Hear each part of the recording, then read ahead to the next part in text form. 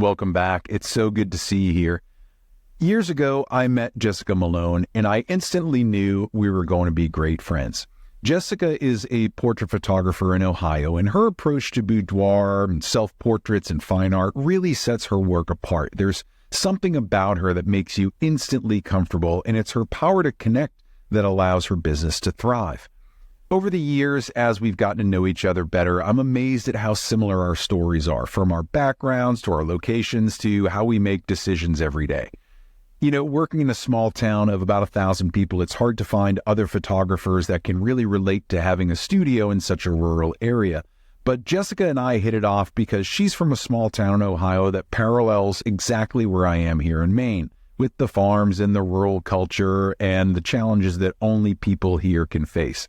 So in this conversation, we talk about the luxury business in a small town. We talk about her tarot card project and what she's created around that, and the idea of identity and how we relate it to our business. At every turn, I felt like I was talking to someone I had known my entire life, and I know she's going to make you feel the same way. So let's get started with episode 29 of Generator, which I'm calling You Are So Much More Than Your Identity, with my guest, Jessica Malone.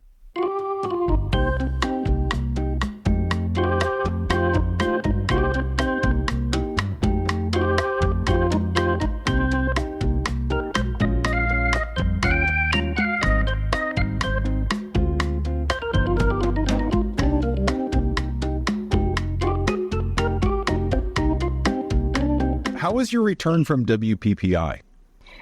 It was good. I feel like there's always that post-conference, I don't want to call it a lag or it's like this recovery processing period. So there was definitely that to kind of take it in, but it was good.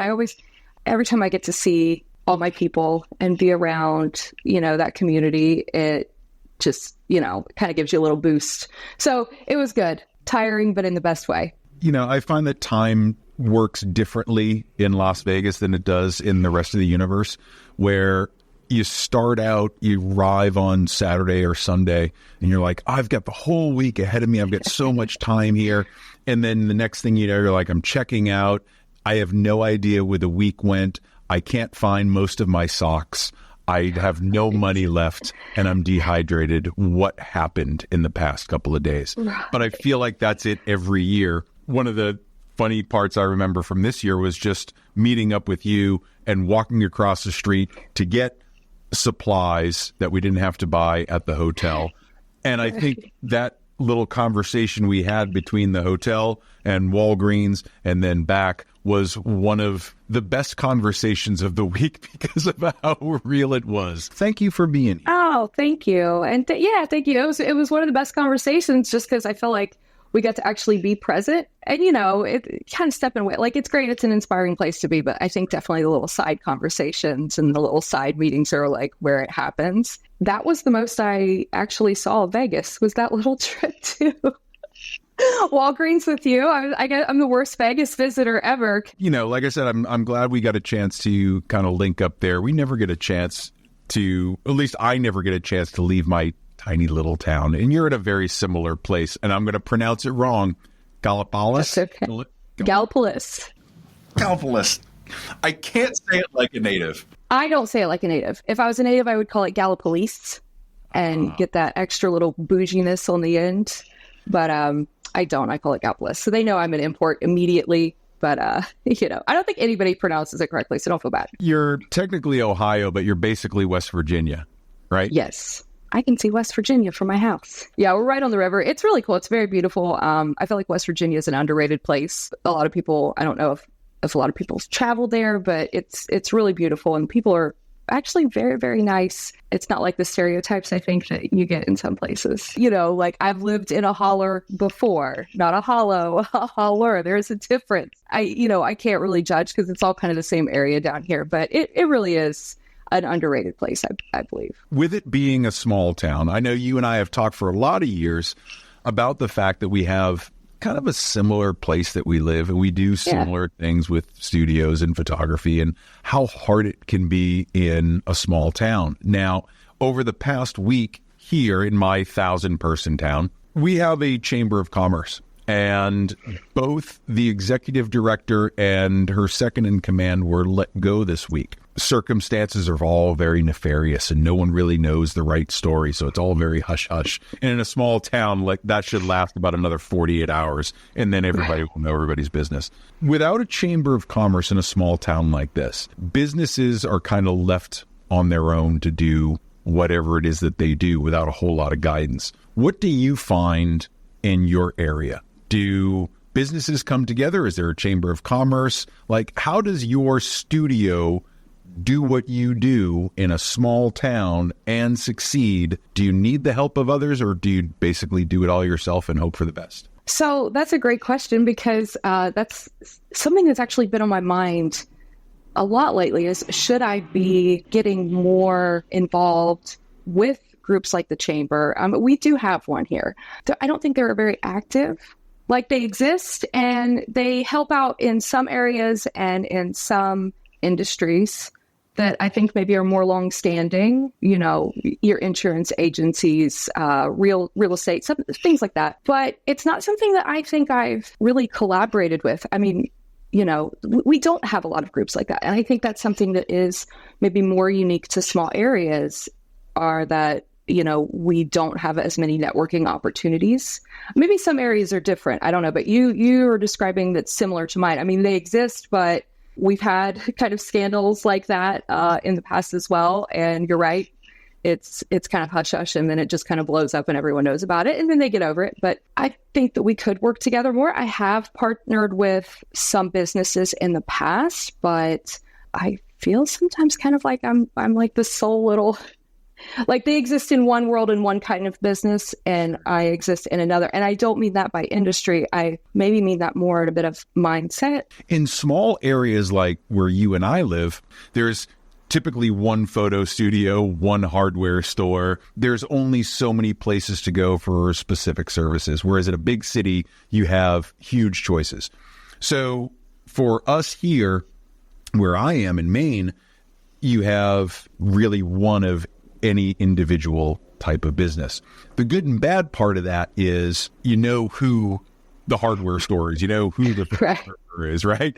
But at the same time, you fall into this trap of, well, I'm the only one, therefore people should know I exist. Why am I not getting any customers? That's so true, yeah. But marketing is marketing, right? You've got to do it no matter where you are.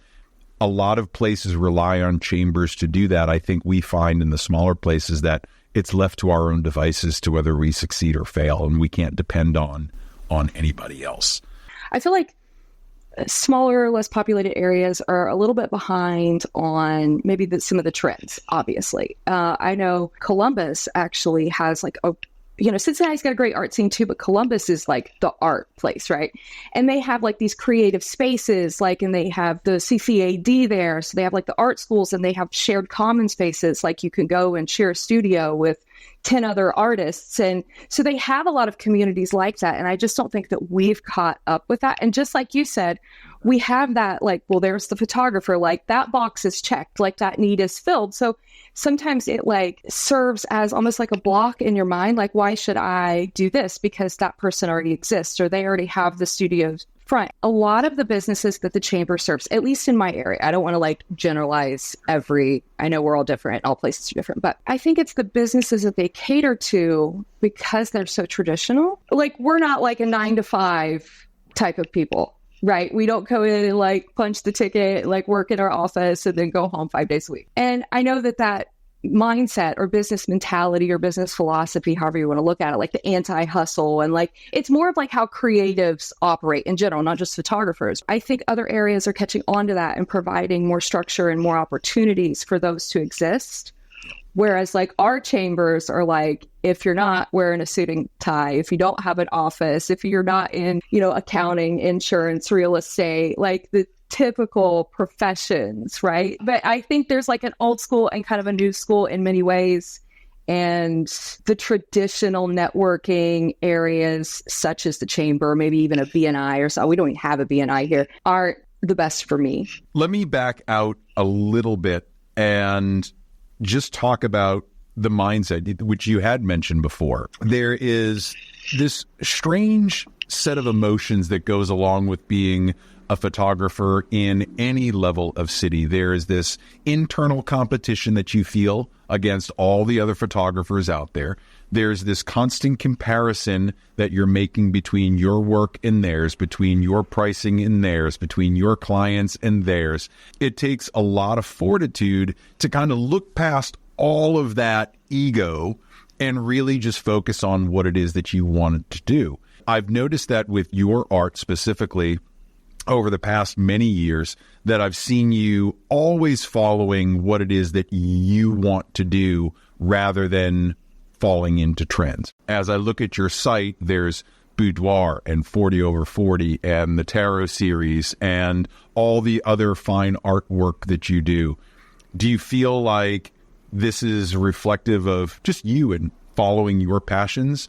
Or do you feel like you have to create all those things to get the widest base of customers? No, that's a really good question. And I think I fluctuate in there because one, I sometimes I feel like I have to test it out, because like with the 40 over 40, when I first started that campaign, I was like, oh, I don't know. I had all these like fears and blocks, like I couldn't do something like this, or would people see the value in it? So I tested it out. And even when I wasn't sure of myself, those times that we have moments of doubt, right? But the response I was getting from people, and it was sometimes they were even telling me, like my clients, when they would talk about the shoot or their experience, they were telling me things that I didn't see myself, or that like I thought maybe I could do, but I wasn't sure if I was doing for them, just like holding space or giving them this way of seeing themselves differently if they needed that. And just like all like the deeper things, not just a pretty picture, right? Like the deeper side of that. And their response back was so like, oh yes, they do feel seen, and they do feel valued, and they feel more beautiful and powerful and confident and all the things. And then so it was like, yes, that's for me, and I'd go with it. But like, I'll be honest, something like branding, like that's something I feel like I offer because I have to have that base. And I don't know if it's something that I don't actually love, or is it something I haven't found my way in that field yet? Because like there's the field, but then there's your way of doing it too. Like we've seen with, like the whole revolution in the boudoir industry and some of these great speakers and instructors we have there that are just totally changing, what boudoir looks like now versus 20 years ago or even 10 years ago. I think branding's the only one I'm offering that I feel like I have to, that I feel a little odds, and I don't sell a lot of it. Maybe it's because I feel at odds with it.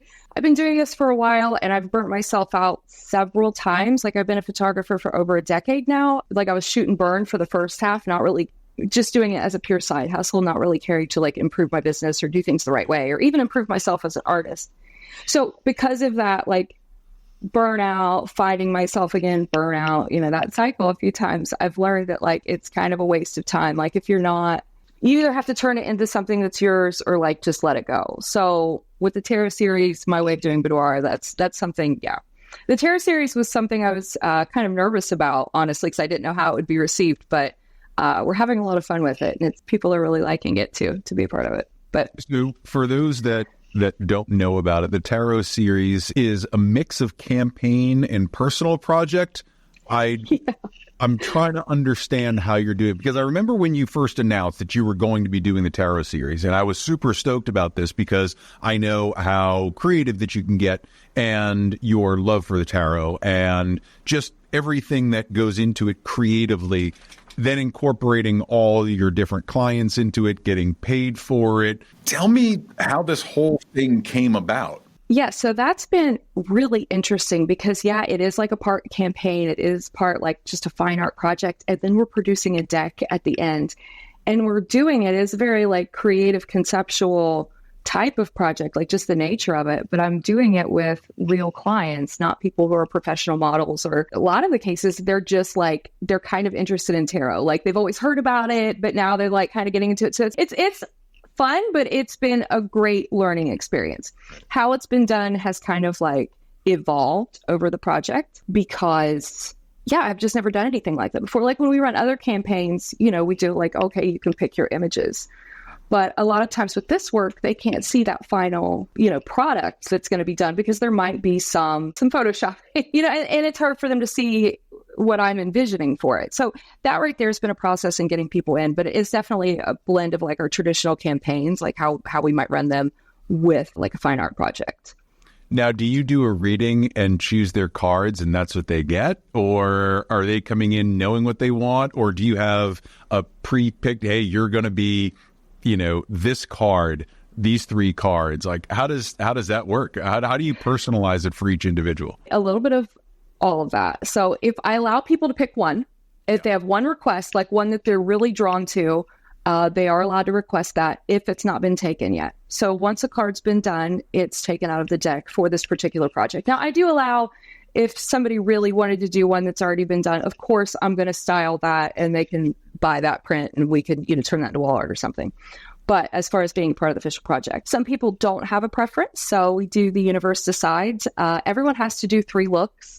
Just because I'm bad at math and I've divided it by 3. And if you don't do 3, it will throw the whole thing off. I know, I need like 27 people. Everybody does 3 cards and it's going to work out evenly. So there's that. And then sometimes I have people like in mind that there is a few people that I've asked to do it and I've invited just because I've thought they would play a really good, they've got that energy or if they've just got that look. So it's been a little bit of all the above, but I've never picked all 3 cards for somebody. Like I might be like, okay, you'd make a good devil. Like, so let's draw the other 2 to see what the other 2 would be like. So most people though, I thought everybody would want to pick. Most people have wanted me to draw for them, which that's been interesting too, because I might get someone like, my 65-year-old local nutritionist draw something that's like, a little more crazy. So it's been a fun challenge. But yeah, that's how we've been doing it. We draw them.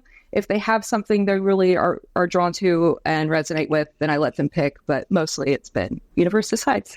What's been the most challenging so far? Which one did you not expect to be like blow you away the way that it did? Like where just everything came together. Has there been one standout moment in what you've shot so far? So I did like the tower card. The tower was pretty cool. If there's more than one person in the card, you have to play all the characters. You have to be all the people in the card. You don't bring someone else with you to do it. So the tower are 2 individuals falling from a tower that's on fire. And so we actually shot all the components here. Like the brick of the tower is actually this brick you see behind me, only on the outside of the building. And so that one was really cool. My 10 of Pentacles card turned out really well because I actually created the pinnacles out of embroidery hoops and we put them all in. And that was one I was like, because the actual card is like an old man looking in a garden of like kids and dogs playing. And I'm like, so some things I can do like, I kind of stick to this traditional theme, and some things it's like I have to just do my own thing with this one. But the hardest one so far, I think, has been the World card because it's a naked woman floating in the sky with like a wreath, and then there's like all of this stuff. So that one was probably the most challenging so far. Now, you're going to have a deck at the end of this. Is there going to be a magazine? Are there going to be posters? Is there a book tour planned? Like, what's the... Okay, so the deck. For sure. We will have, the book is going to be in 2 different styles.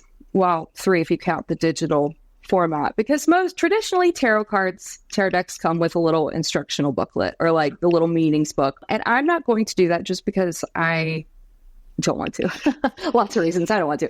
When you get the deck, the plan is to have like a QR code on there that you can scan, and that will take you to the PDF version because I want like all the artwork to be as prominent as possible. The PDF will also be available. Like if you wanted to upgrade and buy like the coffee table art book or something like that, there's several components to it. I'm including a magazine version for all the participants who are in it. So they get a slightly upgraded version of the book, but not like if they want the coffee table book. So yes, there is a book.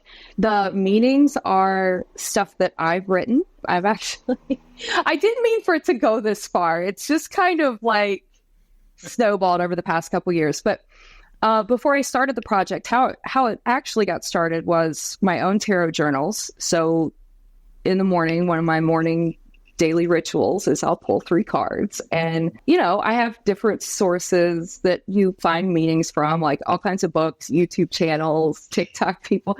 And like, you just find people that you kind of vibe with. So I had done this for a few years and pretty consistently, and I have all of my books, which is really cool to go back and you can kind of see these patterns because you can go through like phases, like months at a time, and never draw certain cards. And you'll just see the same cards repeating and repeating and repeating. And then you can tell when something's happened because then you'll get a whole new pattern. And I mean, you can look back and you don't see it as it's happening. You can only really see it in hindsight, which is so fascinating. And I would kind of like listen to this person on YouTube, or I'd be like really into this book for a few months. So like the meanings and I'd be listening. So I'd have to like kind of copy in my own words. Right. And I thought, oh my gosh, I'll put this in a document, like actually transcribe. So I started going through my journals and putting it all in a Google Doc, just because it made it easier for myself, because now I kind of liked my own meanings better than the people that I was listening to, because they were just like little cherry picked and based from my own experience. So that's the book that's going to go with it. So that's why I was like, oh, I could see this kind of being a book on the tarot and how to interpret it. And so why not kind of make my own imagery to go with it? And then why not get paid to do it? So that's just kind of how it evolved, really. I love this project. How far through it are you, percentage wise? You halfway done? Are you 10%? I'm about halfway done. So like the evolution, I was talking about how we offer it like as a business, like from the business side of things has like evolved. And I kind of go through my phases where I feel, okay, I've got it. Like this is going to work. And then I'll just do like, you know, blitz marketing. And that's all you see is like the tarot project. And then I'll feel like I'll run into like maybe some kinks or something that I need to fix. And then I just kind of like not market it as much. So I'm hoping it'll gain more momentum so we can just get it finished and get it done and just see it and move on, you know? Yeah, I can't wait for that day. I know there's probably going to be some level of bittersweet love and hate on that last shutter click where you know this is the last card that you're shooting and that the project's coming to an end, but it's got to feel amazing to have all of this huge body of work behind you in addition to everything else that you're shooting. It's going to be just such an amazing day. I can't wait to see this book. It's definitely a roller coaster because I mean, I'm sure as an artist, like you kind of go through that period of like, you love your work for like 5 seconds and then like you tear it apart. And I knew this going into it because I feel like we do that when it's more personal to us. Sure. We're even harder on ourselves. So that's definitely something I've went through. Like I go and, you know, it doesn't matter what anybody else tells you, you look at it and you just start like picking things apart. And I almost kind of, I knew that going into this project and my goal was like, just finish it. No matter how much you doubt yourself or like, you know, oh, that could be better or whatever, like you're just going to finish it. So yes, but like when you said like the shutter click, that last one, it's almost like every single shoot, like, okay, you've got all your material, you better have gotten something good because, you know, you just did a lot of work to produce this. So yeah, no pressure. There's zero pressure in it, really. I mean, the thing I know. At the end of the day, right, we can always rip apart what it is that we're shooting or freak out that I didn't. Every single shoot that I do, whether it's personal branding, whether it's fine art, whether it's commercial, whatever it is, at the end, I'm always like, oh my God, I didn't get a fucking thing. Like, I am not a photographer. I should give them their money back right now before I even look at the images because I just know I didn't get anything. And then I start looking through them. I'm like, you know what? These ain't half bad. Maybe I can make a career out of this. I'm glad I'm not the only one. It's like the cycle. But I mean, there's got to be like some comfort in that, though. At least there is for me, because when I start feeling it, and I'm the same way, I'll do raw reveals with people, and I'm like, oh my God, like this is gonna be like I'm nervous, but I don't want to let them know that, obviously. But and then every time it's like, oh, these are really good. I'm not bad. And this is it. Like, I'm not the piece of trash that I thought I was when I woke up this morning and cried in the shower. You mentioned something a few minutes ago, blitz marketing, and I want to talk about that. Because, again, I see so much of myself in what it is that you're doing. And when you said blitz marketing, I'm like, oh, I know exactly what that is. And it hurts to even think about, because I will come up with a brand new idea, start chasing dopamine and get all in on it. I'll market the hell out of it for a week. And then for no real reason, I just start marketing it. And then I try to pick it up months later and it does the same thing again. I get super jazzed about it and then I let it fall. And this happens for literally everything that I do. Is this something that you struggle with in terms of marketing, social media, content creation, your campaigns, running your business? Like, do you struggle with that or does that come naturally for you? No, I absolutely struggle with that. Like, yes. And, and I wonder, like, and I didn't think about this until we were just having this conversation really, but like how we were just talking about the cycle of like just the shooting process with a client, like, oh, okay, I got him in the books and like you shoot him and it's like, oh, this is going to suck. And then you're like, oh no, it was actually really good. And then, I think that's kind of what I do in that marketing. Like I start off with the idea, like you said, get really excited about it. You market the hell out of it. And then it's like, it's kind of that moment where you're pulling your card out to put in your computer to look at it like, oh, is this a bad idea? Like, did I just waste a whole bunch of time and energy? And so then that's kind of when you fall off that marketing horse and you don't, you know what I mean? Because very rarely do you get like people like freaking out over your offer with just like a few days of that week of marketing, like your first week of marketing. I mean, sometimes, yeah, but like a lot of times, no, it takes a little bit of consistency for people to see your stuff and to care. So yes, I definitely do that. I think one of the things I'm very guilty of, and I don't know if it's good or bad, it could be a great way to handle this is, there's that like it's a meme about ADD people, which I am ADD. I think you are as well. A lot of us are. If you have multiple projects, you can procrastinate on project A by working on project B, and then you can procrastinate on project B by working on C. So like I've noticed I kind of do that with my campaigns or with my offering, like I'll market the tarot and then I'm like, oh, I don't know. And then I'm like, oh, Boudoir, that's the one I'm excited about. And then I'll market that. And I just procrastinate on the one by marketing the other. Oh, yeah. It's kind of been helpful. Well, did you ever do the wealth dynamics test? Surprisingly, it's like the only one I don't think I've taken. Maybe not. So for those of you out there that don't know, the wealth dynamics is just another personality test, mainly centered around your connection to money and how you create and what you do and, the type of energy that you present. So for me, I'm a mechanic star mechanic. Basically what it means, long story short, is I like to create the ideas. I like to get them going. I can see the whole playing field, but I don't like to see anything to completion. I just want to create the idea, hand it off to somebody and go. I just create. Your personality seems similar to mine insofar as you like to come up with all these ideas. The follow through to execution might fall apart every now and again. My creativity and my output is far outpacing my ability to keep up with it. So I keep coming up with ideas and creating things and courses and videos and podcasts and photography ideas and campaigns and all of that.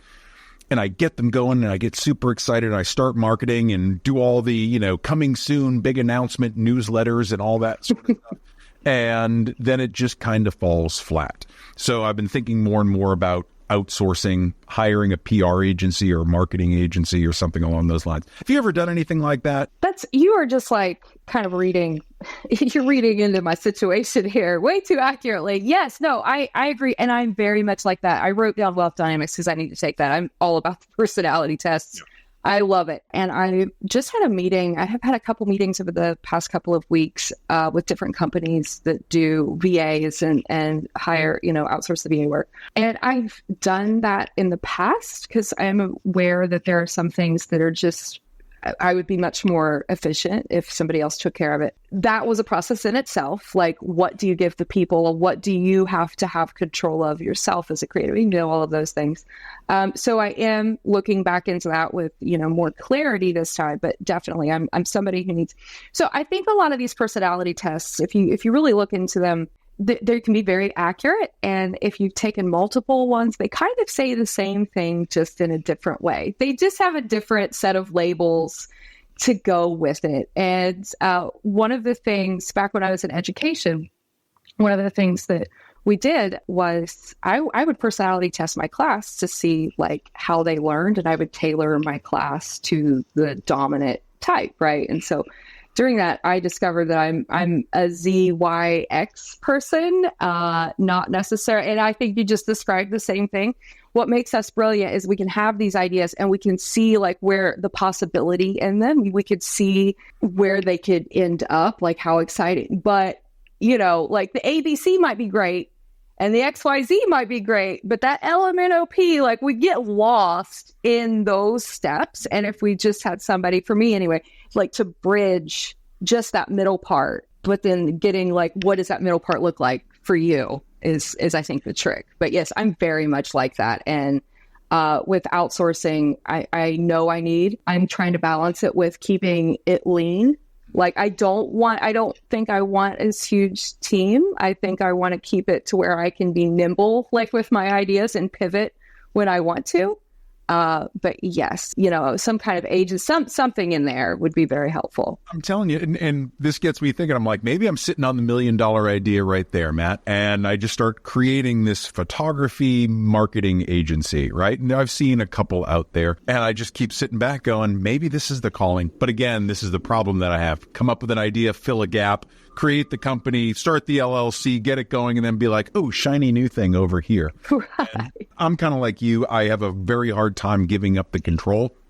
And I know that that is something that a lot of people struggle with, especially as you start to grow and scale. Then you just don't want to give up the control because no one can do it as good as you do it, right? And I found this when I was managing, and it's not dissimilar from teaching, really, just managing people. And how good are you at doing that? I know for me, I'm a great leader. I'm a great inspirer. I tend to micromanage because I love the details and I like being in it. But I recognize that in myself. And it's difficult for me to hire a VA or someone to outsource because I want to spend so much time explaining to them how I want things done. And they're probably already bored listening to me when they're like, yeah, dude, I got it like 20 minutes ago. That's the other thing. Like that's an excellent point too. Like in the time it takes me to get them on the same page as me and where we're going with this, could I have done this myself? And, you know, just because I don't, you know, it's those tasks that it's like I can do, but I don't necessarily like to do, or they burn me out, are the ones that I feel like I struggle with most. Like accounting or something like that. Yes, no, I'm not even trying to do that stuff myself. I can't get rid of that fast enough just because it's like it stresses me out. But like video editing, I've changed my philosophy on a social media marketer, somebody that, you know, trying to speak like you. That's kind of, and especially if you're going in the avenues of speaking and educating people, that's kind of the hurdle I'm at now too. Getting the right person in the right place. And is this actually time efficient? And I think there's a lot that goes into it. I think there's are they a good fit personality wise? Are they a good fit for my company? Are they efficient? What are the things that you're looking for? And does this person fill that role? A lot of times they might not be us, but they might have absolutely all the skills that are needed to fill that job. And we just have to divorce ourselves of the commitment to whatever that task was and let them grow with it and let them take it to, you know, a different height. You'd mentioned a minute ago, too, that you were in education. I forgot you have like dual masters, right? You have masters in education, humanities, photography, farming, chickens. Like, I actually don't have a degree in photography. Like one of my first electives I took back in 2002, 2003, something like that, was darkroom photography. But then at the end of college, it was between photography or folk dance. That was what was going to hold me up from graduating. And so I took photography and didn't take it seriously. And then I was photographing like flowers and dogs, and people were like, shoot my wedding. And I'm like, that does not make sense. Your wedding's kind of important. Let me talk you out of it. But like, you know, and that's just kind of and after about a year of that, I was like, oh, this photography thing is a thing. I'm making money. Maybe I should go learn to be a photographer. And that's when I went out and saw like what real photography was. You know, this is another thing I think with a small town. And you can tell me if this is your experience. But like, it's very easy to be the big fish in a small pond. It doesn't take much for your people around you to be like, oh, you're so good at this. You know, you can slap a filter on there and they're like, I think you're amazing. And that's kind of how it was like. And it just, my head got big about like, oh, I'm a good photographer. And like, I went to educate myself and my self-confidence just plummeted. And it was interesting because I started out like selling at a much higher price. And then like 2 years into it, I was like, went from like $500 to $50 just because it was a direct reflection of like how I felt about my talent and capabilities. But yeah, photography was just kind of like that side hustle while I got my quote unquote real job. That's why I collected, it was the recession. So it was like I had my bachelor's in a useless field. I had like a bachelor's in communication. And it was like, I'm in this small area. Like, what am I going to do? It was the recession. So just like, just go keep getting more expensive papers and maybe one day it'll work out for you. And that's where I was actually. So my last round of graduate school, I was going to teach college full time. That was the goal. And everything was set up. And I even had professors retiring that I could, was in line to take their job. A few weeks before I graduated, they changed the law that you had to have a terminal degree in your specific field. So now to teach Speech 101, I needed a PhD and not a master's degree at a community college.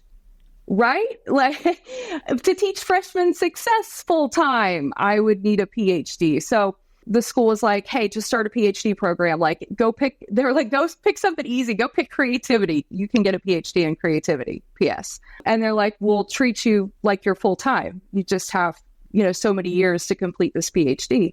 And that was right around the time I was, a few years into like Super Ice, the, educational platform.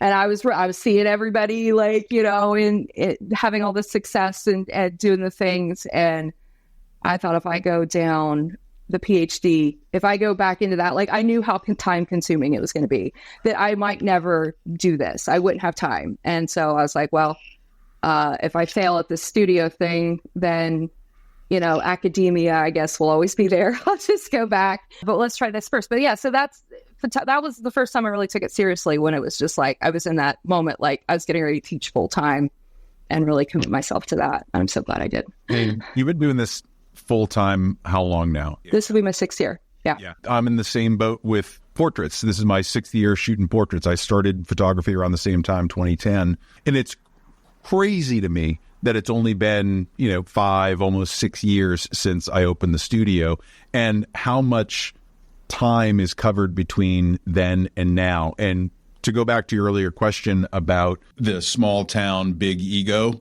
right? 100%. Once people started seeing a different type of photography, then it was just like my head went like this and like this, like this. And it's very humbling when you go outside your little world and you realize that you're not even a big fish in a little pond. You're in a serving spoon. Right. And that's about it.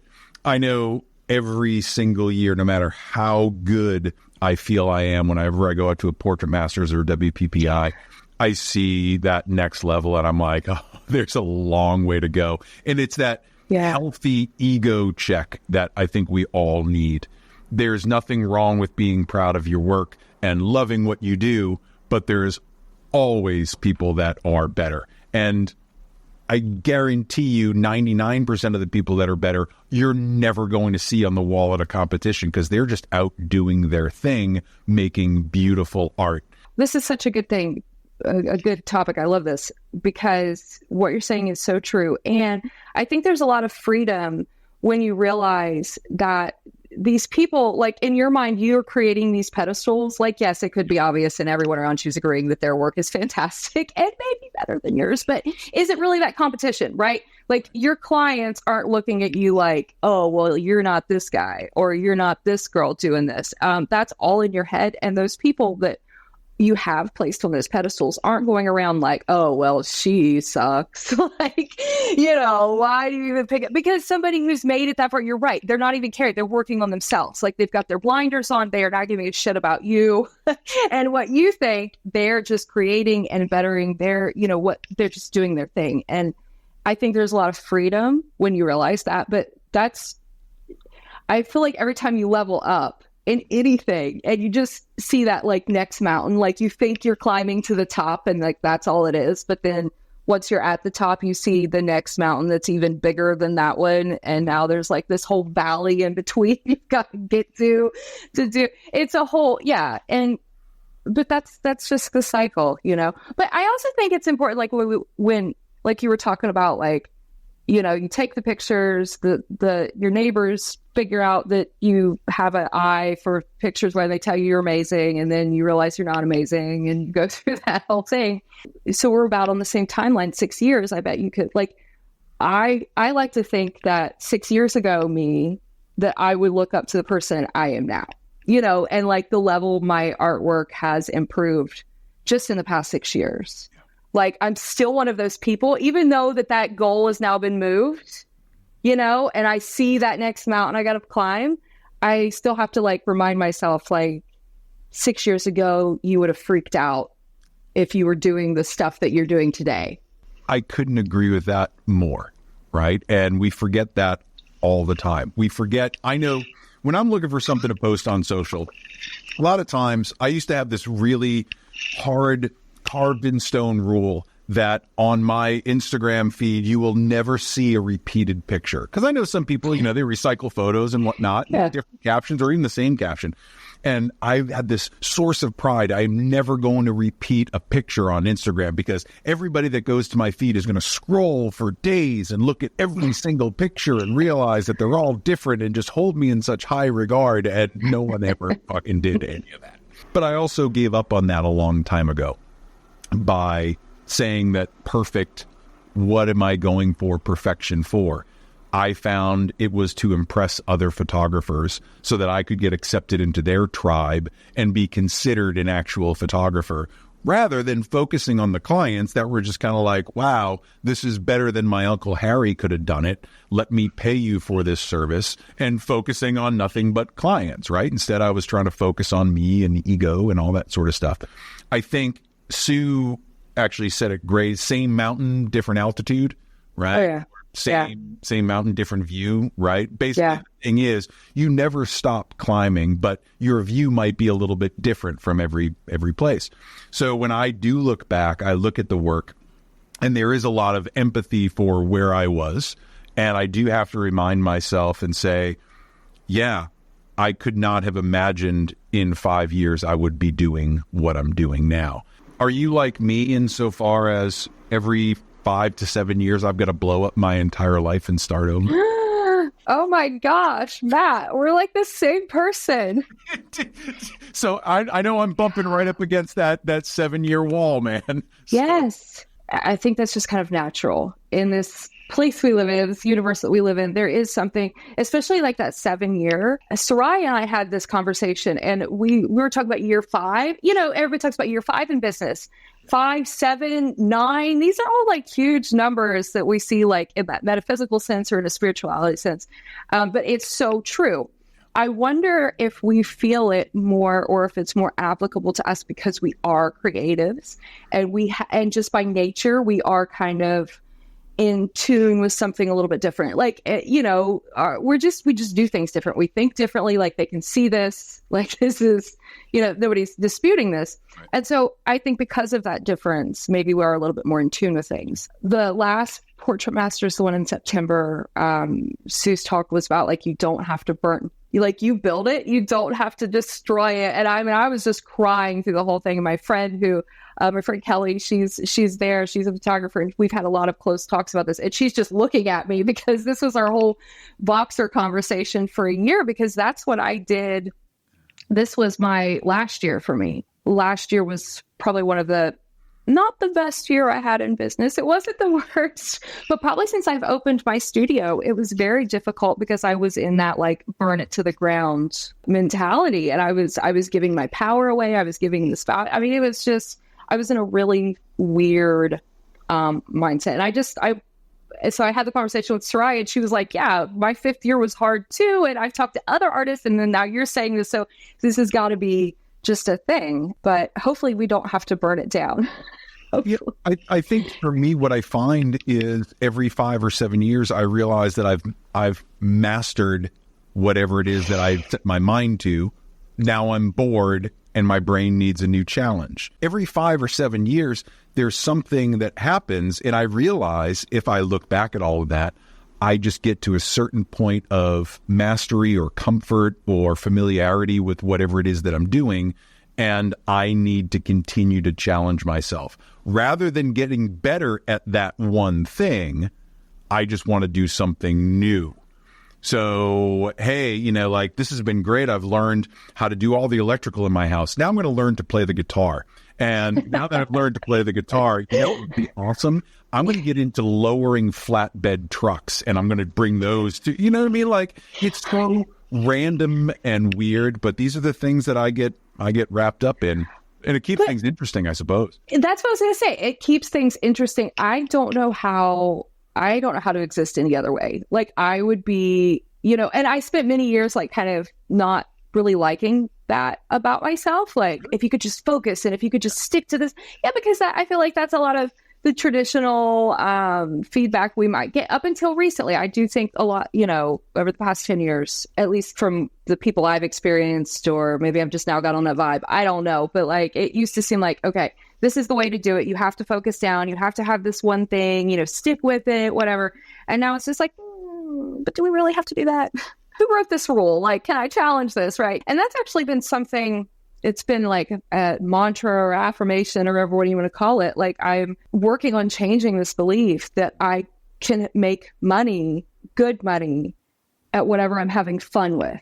So don't pigeonhole me into like, I'm just the photographer. And it's not, nobody's doing this to me. I'm doing it to myself, right? No one's coming up to me like, you can't do this because you're a photographer. It's just me. So, and I think it comes to this root of, when we were growing up, like people probably, I'm assuming if you were this artistic little mat, but bouncing around, like, can't sit still, maybe you're into this, now you're into this. Somebody has probably came along and told you that this is the wrong way to do it.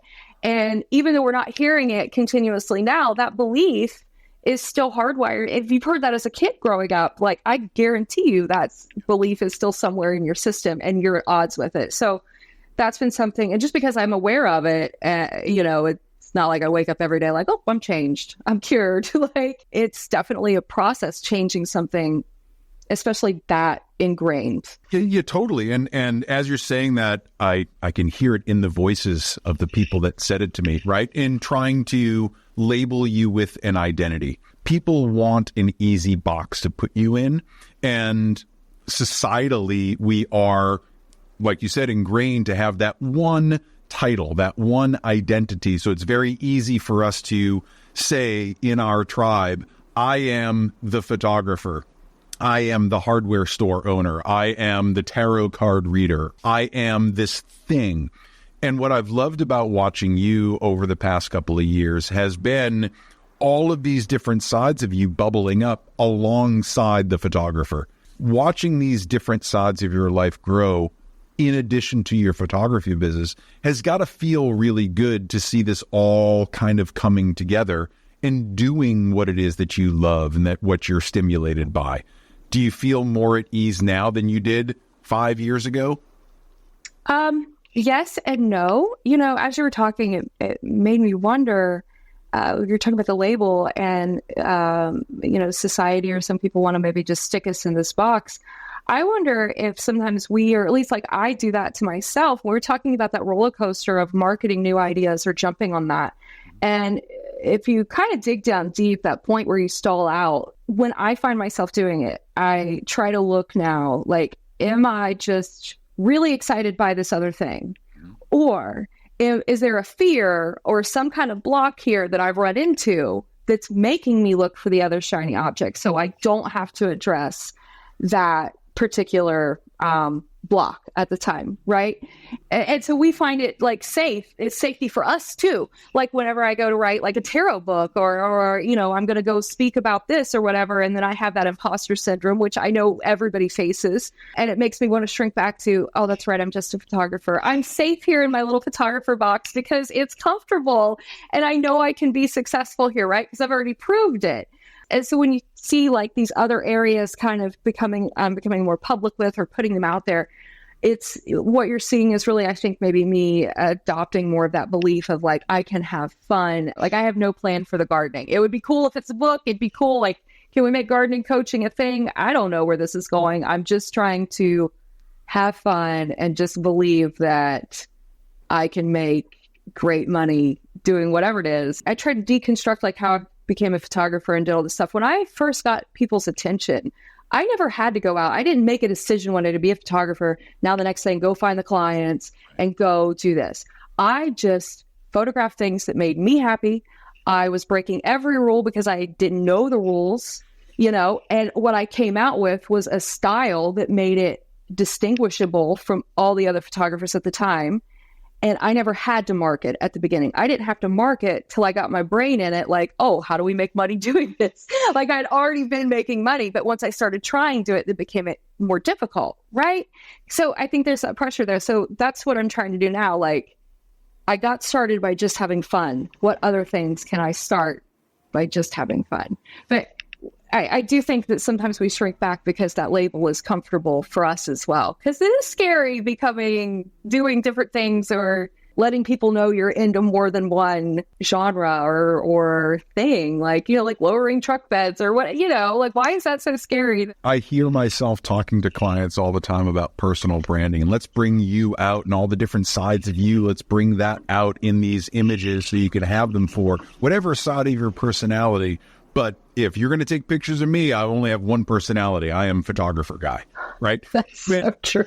You know what I mean? When I don't just turn it around and put it on myself. Oh, photographer, podcaster, musician, crafter, gardener, like home renovation guy, like all these different passions of mine make me a much wider personality than just a podcaster, just a photographer. And it's really hard sometimes for us to embrace our own stuff, for us to believe our own bullshit, if you will, and just basically be like, yeah, there are different sides to us, and we need to create that more cohesive personal brand for ourselves, because if we are going to be trapped in making content all the time, I want that on my resume somewhere, right?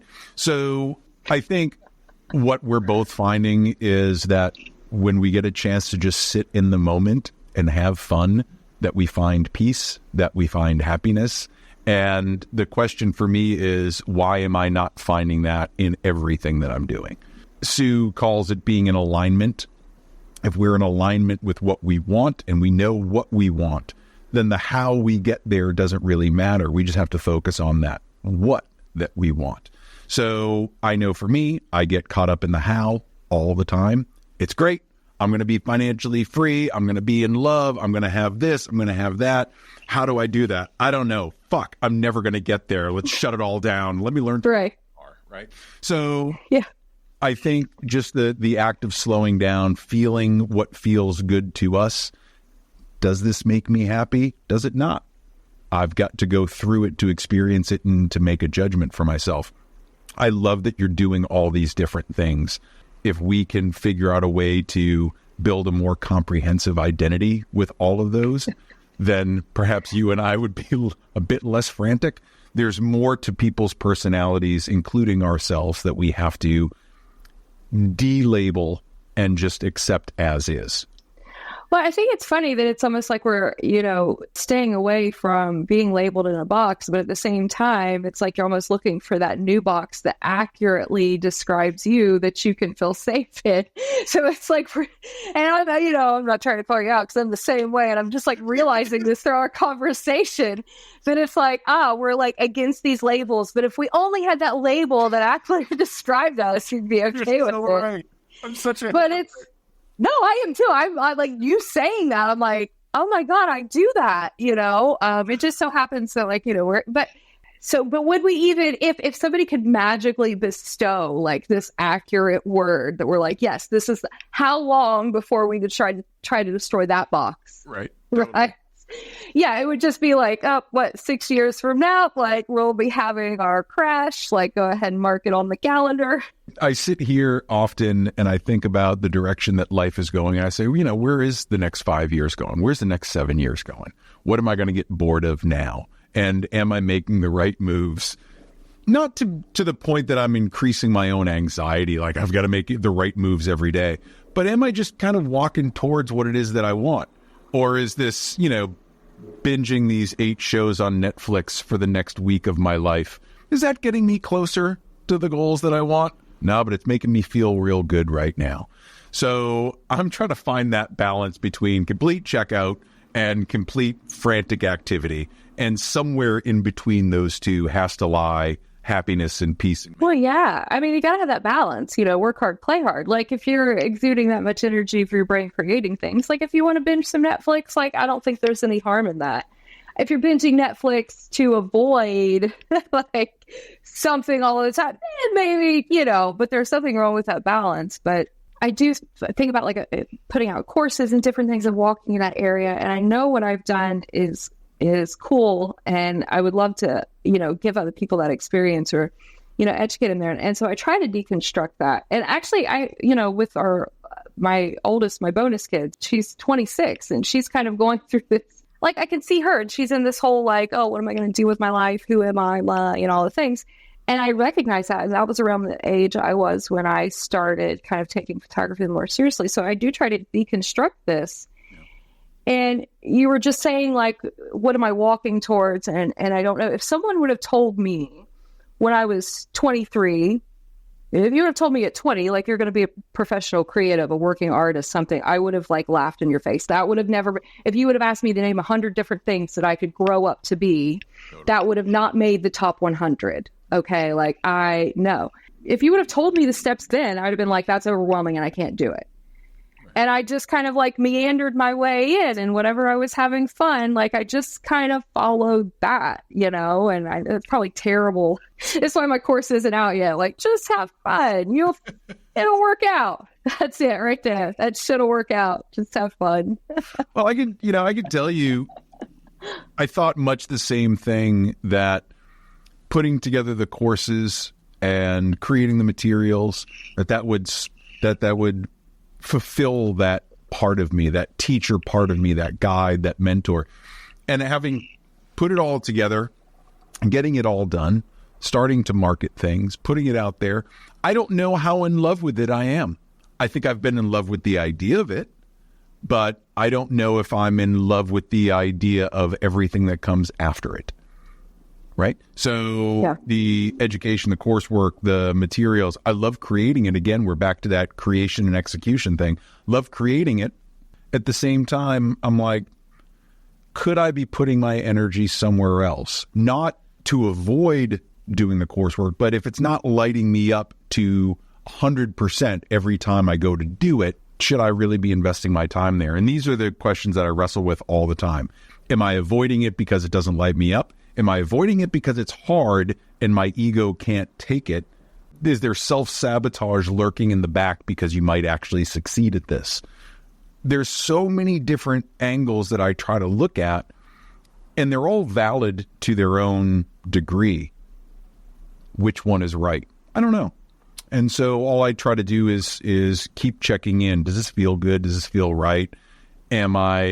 When I think about doing it, am I dreading it more than I am excited about it, right? If I've got a photo shoot on Friday, am I stoked that I have a photo shoot on Friday, or am I like, oh, fuck, I got to clean the studio, now I got to get things, right. If that energy that you're going into it with, why are you even doing the thing? This is what happens to me all the time. I'm constantly looking at how I'm feeling in the moment so that I know if I'm on course or not, if I'm aligned or not. Well, I mean, if you think about it, like that is kind of a full time, that's a lot of energy to constantly be scanning for, and I'm not saying it's not worthwhile. It's totally worthwhile. Like your life kind of depends on it, because if you're not looking for it, then, instead of finding out that you're not in love with course creation now before you've invested 6 or 7 years into it, like that's what I think maybe holds me back from some things, because it's like, do I want to realize this is a bad idea a decade from now or like a week from now, right? That takes a considerable amount of energy, I think, to constantly to have that awareness. Like, am I walking in alignment? Does this feel good? How does this really feel to me? It takes a lot of caffeine and a lot of introspection, and it's really not that bad. I don't want to hyperbolize it and basically make it sound like I just sit in a small white room and I'm constantly thinking about my feelings. It's more, whenever I feel that little bit of resistance, I try to question myself. Well, we just know, like, as creatives and has been doing this for as long as we've been doing it. And I'm sure you've talked to so many like other people, other creatives doing all different things. I feel like us being in that energy and having it light up is even more important than maybe some other industries might be. I mean, I would argue that it's important for everyone just as a human to live your life. But like, this is our livelihood and our life. It's like our work and our play. It's just who we are. And I think that's something that is unique to any kind of working creative, professional creative, is like your business is you. What's next for you? Where can people find you and the tarot series and all of that? Where should people start looking for you online? So I'm on Instagram and Facebook, Jessica Malone Portrait, both pages. My website, Jessica Malone Portrait.